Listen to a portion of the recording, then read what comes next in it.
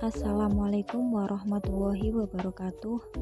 Perkenalkan, nama saya Bainur Alimatul Maulidia dengan NIM 200231100130. Di sini saya akan membahas tentang eksternalitas dari sumber daya alam, yaitu Bengawan Solo.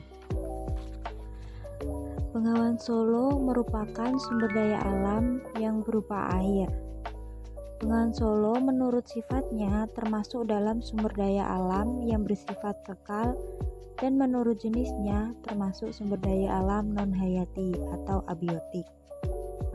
Nah, sebelum kita memasuki ke dalam eksternalitas yang ditimbulkan dari adanya Bengawan Solo, kita harus mengerti terlebih dahulu apakah eksternalitas itu. Eksternalitas itu adalah suatu efek samping dari suatu tindakan pihak tertentu terhadap pihak lain, baik berdampak yang menguntungkan maupun yang merugikan.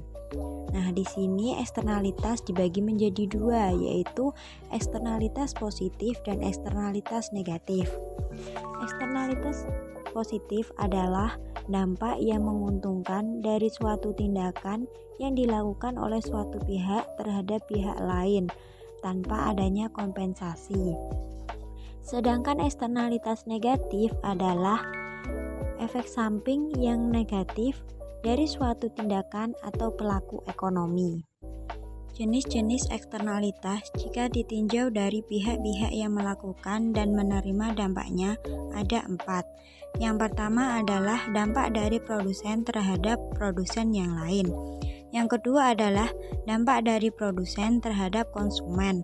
Yang ketiga adalah dampak dari konsumen terhadap konsumen yang lain. Yang keempat adalah dampak dari konsumen terhadap produsen.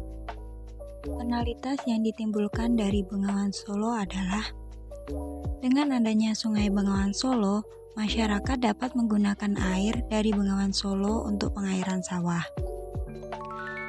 Air akan disalurkan melalui desel ke area pertanian padi.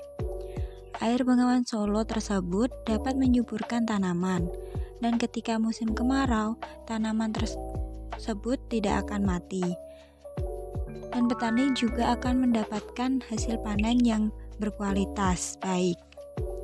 Selain itu, petani dapat menanam sebanyak 3 kali masa tanam karena selalu tersedianya air di sawah. Dari dampak tersebut juga terdapat eksternalitas dari produsen ke produsen, yaitu produksi pertanian yang dapat panen 3 kali setahun akan berdampak positif bagi pengepul gabah atau tengkulak padi. Tengkulak padi tersebut dapat mensuplai gabah kepada perusahaan dengan rentan waktu yang lebih cepat. Dari hasil panen yang memiliki kualitas yang baik tersebut akan diserahkan atau dibeli oleh tengkulak padi. Hal tersebut juga akan memberikan eksternalitas positif kepada tengkulak padi karena kualitas dari padi yang baik sehingga daya jual padi juga lebih mahal. Selain itu, Bengawan Solo juga dapat menghasilkan pasir.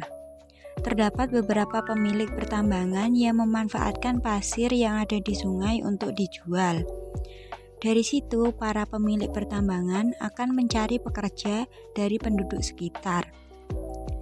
Pekerjaan tersebut menjadi sumber mata pencaharian bagi masyarakat sekitar, sehingga terjadilah eksternalitas positif dari produsen ke konsumen. Tetapi dari kegiatan pertambangan pasir tersebut akan menghasilkan eksternalitas negatif, yaitu terjadinya longsor. Kemudian terjadinya pelebaran Bengawan Solo dan menyebabkan degradasi lingkungan di sekitar. Sehingga hal tersebut akan menyebabkan tanah milik warga yang berada di samping-samping Bengawan akan terbawa longsor. Dari hal tersebut terjadilah eksternalitas negatif dari produsen ke konsumen. Demikian video dari saya. Wassalamualaikum warahmatullahi wabarakatuh.